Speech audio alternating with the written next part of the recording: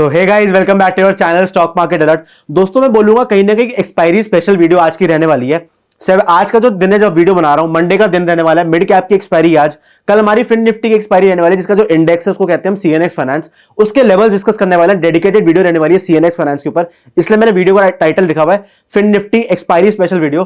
Fin Nifty का detailed analysis करेंगे, क्या इंपॉर्टेंट लेवल्स रहने वाले हैं, सारी बातें करेंगे ए टू जेड। फिन निफ्टी के ऊपर डेडिकेटेड वीडियो रहने वाली है, क्योंकि गाइस मेरे को काफी ज्यादा कमेंट्स आते हैं कि सर मेरे को ना डेडिकेटेड वीडियो चाहिए, इंडेक्स डेडिकेटेड, कि यार अगर आप निफ्टी की बात करो तो आप निफ्टी की बात करोगे, सर बैंक निफ्टी की बात करो बैंक निफ्टी की बात करोगे, मिड कैप की बात करो मिड कैप की बात करोगे, सेंसेक्स की बात करो सेंसेक्स की बात करोगे, या फिर अगर आप फिन निफ्टी के ऊपर एनालिसिस कर रहे हो ना, तो सर मैं फिन निफ्टी का ही एनालिसिस चाहिए। तो दोस्तों अभी जब मैं आप लोगों के लिए वीडियो बना रहा हूं ना फिन निफ्टी के ऊपर, तो फिन निफ्टी के लेवल्स के बारे में डिस्कस करेंगे, इंपॉर्टेंट सपोर्ट और रेजिस्टेंस के बारे में बात करेंगे, क्या इंपॉर्टेंट सप्लाई और डिमांड जोन्स रहने वाले हैं अगर मैं फिन निफ्टी की बात कर रहा हूं। अभी इसलिए आपको जो चार्ट दिख रहा होगा सीएनएक्स फाइनेंस का दिख रहा होगा, सीएनएक्स फाइनेंस इंडेक्स है, और जो फिन निफ्टी है वो फ्यूचर्स का कॉन्ट्रैक्ट है। अगर मैं सीएनएक्स फाइनेंस की बात करूं, जो कि हमारा फाइनेंशियल इंडेक्स है, अगर मैं अपने बाजार की बात करूं, इंडियन शेयर बाजार की। तो दोस्तों अभी जब मैं आप लोगों के लिए वीडियो बना रहा हूं, जो करंटली ट्रेडिंग प्राइस चल रहा है, इट इज अप्रोक्सीमेटली 21,840 का। ये आपका क्या चल रहा है, ये करंट ट्रेडिंग प्राइस चल रहा है, ठीक है, ये करंट ट्रेडिंग प्राइस चल रहा है आपका। अब इसमें हमें ना एक दो चीजों के बारे में डिस्कशन करनी है। अभी जब दोबारा आप लोगों के लिए वीडियो बना रहा हूं, सीएनएक्स फाइनेंस इज अप्रोक्सीमेटली अब 0.2%। अगर मैं परसेंटेज को कन्वर्ट करूंगा रुपीज में, या मैं वैल्यू के टर्म्स में बात करूं, तो अप्रोक्सीमेटली 42.70 के आसपास। Bank Nifty is approximately 0.34%, which is approximately 162 points. और दोस्तों अगर मैं निफ्टी की बात करूं, तो निफ्टी इज अप्रोक्सीमेटली अब 0.19%, विच इज अप्रोक्सीमेटली 40.90। मैं बोलूंगा, ज्यादा बड़ी बात नहीं बोलने वाला, आज का जो बाजार है कहीं ना कहीं वो कोटक महिंद्रा बैंक ने होल्ड कर रखा है। Kotak Mahindra bank is approximately अब 5.5 to 6% जब वीडियो बना रहा हूं। एक्सीलेंट रिजल्ट जो आए, और जो एक मैं बोलूंगा रेटिंग अपग्रेड हमें जेपी मॉर्गन, जेफरीज, बड़े बड़े हेज फंड्स, बड़े बड़े इंस्टीट्यूशंस की वजह से देखने को मिल रही है। तो कहीं ना कहीं अच्छी बाइंग मोमेंटम हमें कोटक महिंद्रा बैंक में देखने को मिला आज के दिन। तो दोस्तों अभी जरा इंपॉर्टेंट लेवल्स के बारे में डिस्कशन कर लेते हैं। जरा जो चार्ट है थोड़ा रीसेट कर लेता हूं, ठीक है, चार्ट को थोड़ा हल्का सा रीसेट करते हैं और इंपॉर्टेंट लेवल्स के बारे में डिस्कशन करते हैं। एक डिटेल्ड एनालिसिस रहेगा आज आपका सीएनएक्स फाइनेंस के ऊपर, ठीक है, बढ़िया तरीके से एनालिसिस करेंगे इसका। तो दोस्तों कहीं ना इसका भी रिसेंटली एक एटीएच नया क्रिएट हुआ था।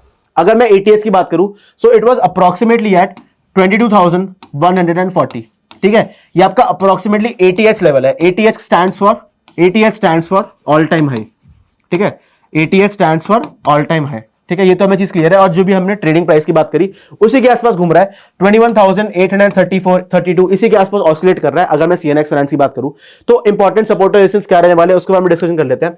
अगर मैं S1 की बात करूं, जो आपका पहला बहुत ज्यादा इंपॉर्टेंट सपोर्ट रहने वाला है, वो एक रेंज रहने वाली है 21,750 से लेकर 21,800 की, ठीक है, ये आपका पहला सपोर्ट रहने वाला है दोस्तों।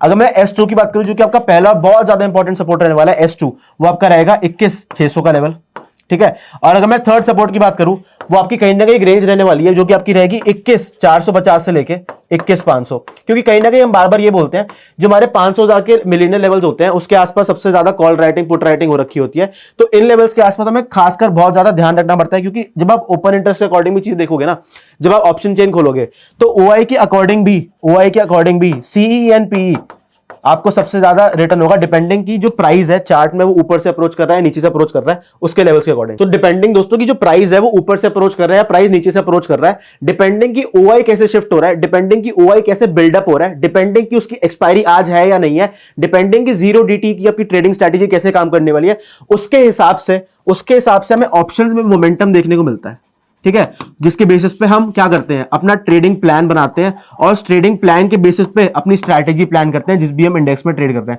सो गाइस आई होप अभी तक जितनी भी चीजों के बारे में बात करी, छोटी से छोटी, बारीक से बारीक, बड़ी से बड़ी, वो आपको क्लियर हो गई होगी।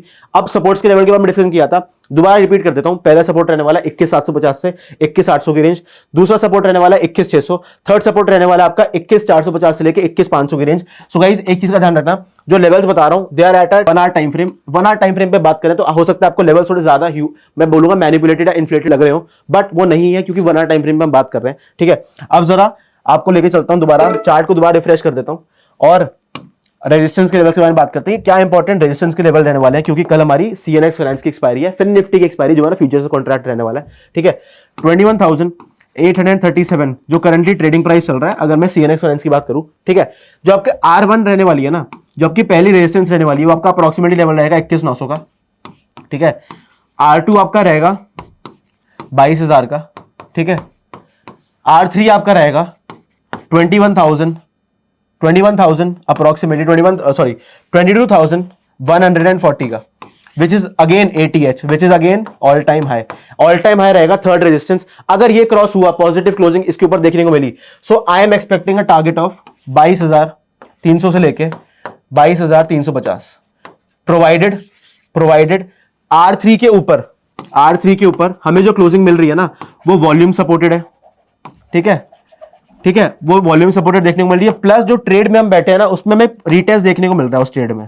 ठीक है, ये बहुत ज्यादा अहमियत रखता है, बहुत ज्यादा इंपॉर्टेंस रखता है। ठीक है, वॉल्यूम सपोर्टेड होना चाहिए ट्रेड, रीटेस्ट आना चाहिए और एक पॉजिटिव क्लोजिंग हमें देखने को मिलनी चाहिए। तो गाइस आई होप आपको इंपॉर्टेंट सपोर्ट और रेजिस्टेंस के लेवल जितनी भी हमने बातें करी CNX फाइनेंस के ऊपर, जो हमारा फिन निफ्टी का चार्ट है, जो हमारा कल जिसकी एक्सपायरी रहने वाली है, कहीं ना कहीं बहुत ज्यादा पॉजिटिवली होल्ड कर रखा है कोटक महिंद्रा बैंक ने। अगर मैं पूरे बाजार की बात करूं, 5.5%, 6% ऊपर है stock after a positive rating by one of the largest institution in the world. ठीक है, तो गाइस आई होप आपको अभी तक की कहानी क्लियर हो गई।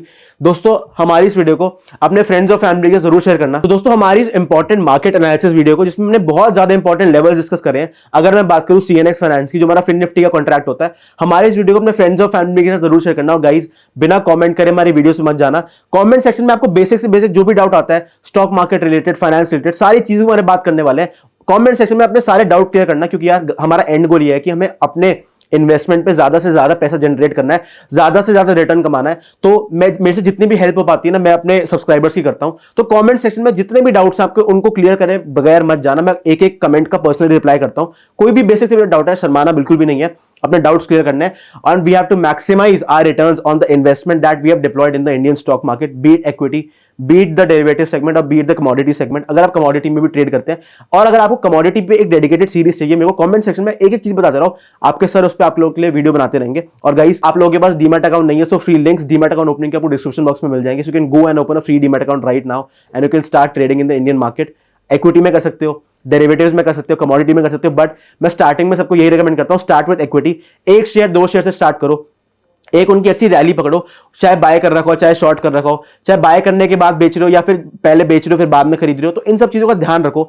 इक्विटी से स्टार्ट करो, धीरे धीरे करके अपना एक्सपीरियंस बिल्ड करो। जब मैं स्टॉक मार्केट की बात करता हूं, फिर कहीं ना कहीं जब अच्छा एक्सपीरियंस, आपकी अच्छी पकड़ बन जाए, जब मैं इक्विटी की बात करता हूं, फिर कहीं ना कहीं अपग्रेड करने का ट्राई करो। अपग्रेड करने का सोचो कि अब मैं ऑप्शंस के लिए तैयार हूं, क्योंकि कोई भी ट्रेडर सीधा अगर ऑप्शंस में कूदता है तो वो ऑप्शंस के लिए तैयार नहीं होता है। फिर होता है क्या, लॉस होता है, फिर वो मार्केट को कोसता है, फिर वो चला जाता है। तो इन सब चीजों का ध्यान रखता हूं, जो बारीक बारीक पॉइंट्स के बारे में मैं आपसे डिस्कशन करता हूं, बहुत ज्यादा इंपॉर्टेंट रहते हैं वीडियो में। लर्निंग वीडियोस मेरी रहती है कहीं ना कहीं, बट जो मैं चाहता हूं कि जो मेरा ट्रेडिंग एक्सपीरियंस है, जो मेरा इतने सालों का एक्सपीरियंस है, वो मैं कहीं ना कहीं आपको एक वीडियो में दे पाऊं। कमेंट सेक्शन में इसलिए मैं बोलता हूं, जो भी डाउट्स है वो क्लियर करते रहना, एक एक वीडियो के साथ, एक एक वीडियो की जो भी डाउट्स है वो क्लियर करते रहना, क्योंकि अगले वीडियो के फिर आपके डाउट्स कहीं ना कहीं पाइल अप हो जाते हैं। तो डाउट्स क्लियर करना बहुत ज्यादा जरूरी है, क्योंकि यार हमें मार्केट में लंबे टाइम तक टिकना है, मार्केट में जिंदगी बनानी है, तो इसलिए एक एक बेसिस के बेसिक डाउट क्लियर करना बहुत जरूरी है। So guys, thank you for watching all our videos. Please like and subscribe to our channel and do not trade without a trading plan and trading strategy, and always maintain a trading journal. अपनी mistakes को, गलतियों को उसमें जरूर लिखते रहना।